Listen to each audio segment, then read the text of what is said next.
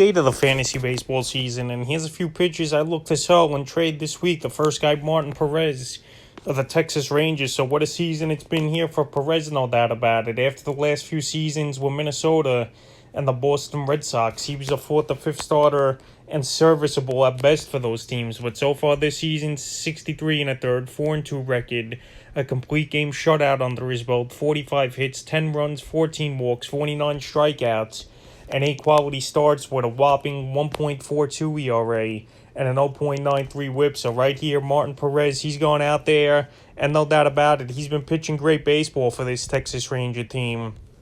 But I don't think this is going to keep up, honestly. So right now, well, his numbers are at an all-time high and probably peak value for him, because no way he's going to have an ERA under mid 1.5 this season when it's all said and done, is Martin Perez. So right now, I think you could flip him and get a great hitter in a deal for him, because I think this is a first half fluke, and then by the second half of the season, he's going to go back down to earth a little bit, is Martin Perez. So the last few games here for him, May 20th, they used the 9 innings, got the win, complete game shutout, 8 hits in that one, a walk, 5 Ks, a quality start. May 26th at Oakland, 7 innings, no decision, 4 hits, a run, 2 walks, 6 Ks, quality start. And then May 31st versus Tampa Bay, 7 innings, got the win, 3 hits, no runs, 5 Ks, a quality start. So he's going out there. He's only given up 1 earned run now in his last 3 ball games here, is Martin Perez. So that's impressive, no doubt about it. He's ranked 7th in fantasy baseball this season, but there's no way he's going to keep it up at this pace.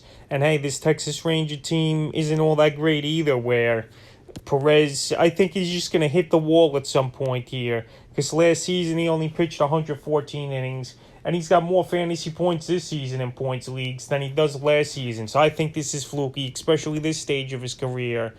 And also, we just haven't seen it at all from him. So right now, I think you could get a good bat for him, or even a good pitcher with more upside, because Perez is pitching out of his mind right now.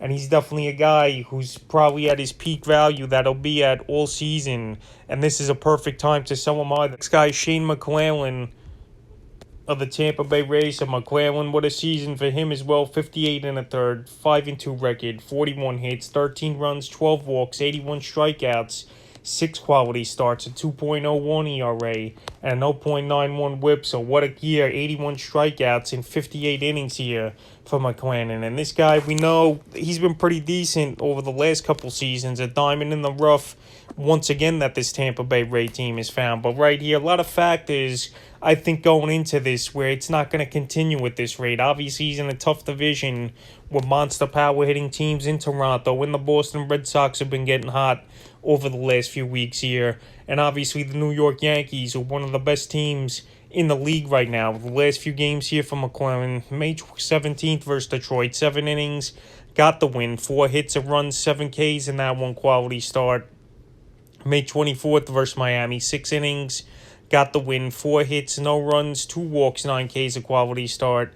And then May 29th versus the mentioned the Yankees, 6 innings, got the win, 7 hits, a run, 7 Ks, a quality start. So right now, 4 starts in a row here with a quality start for McClanahan. And 3 out of the 4 he has won. So no doubt about it, he's gone up versus pretty good competition and pitching good baseball. But like I mentioned, in that small ballpark in Tampa where that ball flies, even though I know it's indoors and stuff, the dimensions are pretty small, and the tough division with a lot of good hitting teams, like I mentioned early in the video as well.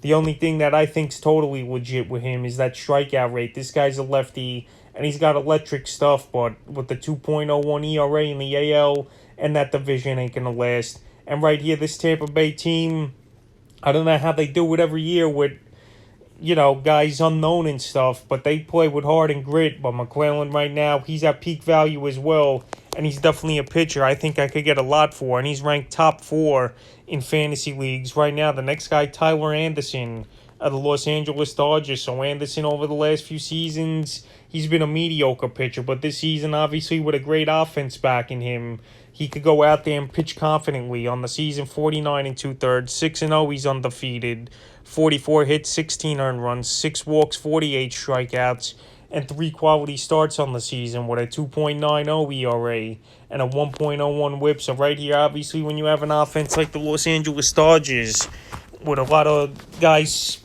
who are great players, and it's like an all-star lineup. Of course, you're going to go out there confidently and pitch good baseball. But right here, Tyler Anderson, it seems like over the last few seasons, the first half of the season, he gets off to a roaring start, and then second or half, he's just another pitcher. So the last few games here for Anderson, May 17th versus Arizona, 7 innings, got the win, 7 hits, 2 runs, 7 Ks, a quality start. May 23rd at Washington, 8 innings, got the win, 5 hits, no runs, 8 Ks, quality start. And May 29th at Arizona, again, 6 innings, got the win, 5 hits, a walk, 6 Ks, a quality start. So right here, he's pitching good baseball, but let's be honest here, the last 3 starts have been versus possibly 2 of the worst teams in the National League with Arizona and the Washington Nationals. So now we'll see his true test on June 3rd with the New York Mets coming to town, who got the best record right now in the National League. Because Anderson, he's had some cupcake matchups like I mentioned, and he's in a tough division besides obviously Arizona, who's not that good of a team, or the Rockies, even though the Rockies have some guys who can hit the baseball, obviously. But right now, he's pitching good. He gets tons of run support, no doubt. But we'll see when he gets versus tougher teams. And that'll start June 3rd versus the New York Mets with an outing. So right here, I think you could get a good bat for Tyler Anderson. And he's ranked 40th right now in fantasy baseball. But the ERA at a 2.90, I just don't see it continuing that way for Anderson. Him on the Los Angeles Dodgers, I think that bumps his value up a little bit as well, with people thinking, yeah, he'll get a lot of run support, and this is a 100-plus win team, no doubt. So right here, I think you could get great value for Anderson, because I just don't see it continuing the rest of the season. The next guy is Paul Blackburn of the Oakland Athletics. So Blackburn, he's been around a lot of seasons here with this A-team, up and down between the majors and the minors. But right here this season, a great start for him, 54 and a third. 5-1 record, 41 hits, 13 earned runs, 12 walks, 41 Ks, and 2 quality starts. The thing here with Blackburn, he's a pitcher that pitches to a lot of contact. And so far, he's worked out for the most part, not giving up a lot of hard hit balls, and balls not finding the holes or going over the fence. But right here, I just don't think it's going to continue for the soft-tossing Blackburn here. Actually, the 2.15 ERA and the 0.98 whip on the season. So the last few games here for him, May 20th at the Angels, 4 2/3, no decision, 6 hits, 2 runs, 2 walks, 5 Ks. May 25th at Seattle, 5 1/3, got the win, a hit, 5 walks, 2 Ks. And then May 30th versus Houston, 6 2/3, got the loss, 5 hits, 4 runs, 5 Ks. So right here already, I could see the wheels falling off. Last 3 outings, not a quality start. And a lot of factors are against him, too. He's on an Oakland team that's one of the worst teams in the league. I know the AL West isn't that great of a division, even though Seattle is an up-and-coming team, maybe. Angels, they've definitely improved this season, and Houston is Houston. But besides that, these teams are still ways to get him out. But right here, he's on an A team that's not good. The ERA is not going to last at 2.15. And he's also a pitcher that don't go that deep into ball games. In the last 7 starts for him, he's only went 6 innings or more twice here as Blackburn. So he's not going deep into games, and the numbers look good on the stat sheet. But he's pitching to contact, and eventually that contact could be trouble here for Blackburn. So right now, while he's got a low ERA and a good win-loss record at 5-1, this is a perfect time to sell him off, and I think you could get a decent bat or a decent pitcher that has better upside from him. The next guy is Tariq Skubal of the Detroit Tigers on the season, 51 2/3, 3-2 record, 44 hits, 14 earned runs, 9 walks, 55 Ks for Skubal, and a 2.44 ERA and a 1.03 whip. So right here, a lot of these pitchers have great ERAs and good whips, obviously, in the mid-2s or lower, it seems like. But it's tough, man, in the American League, obviously.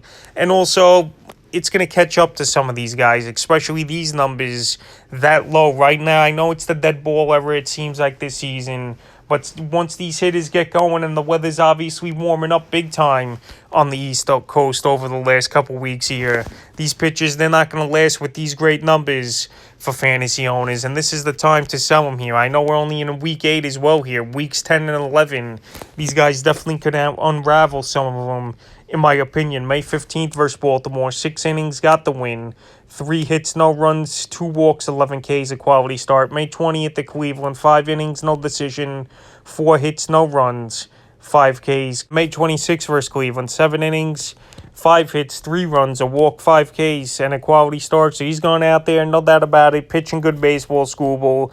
Good ERA on the season. 4 quality starts in his last 5 outings. But he's had easy matchups as well versus Oakland, Baltimore, Cleveland, and Cleveland the last 4 outings. We'll see what he does today here versus Minnesota, who's a pretty decent hitting team.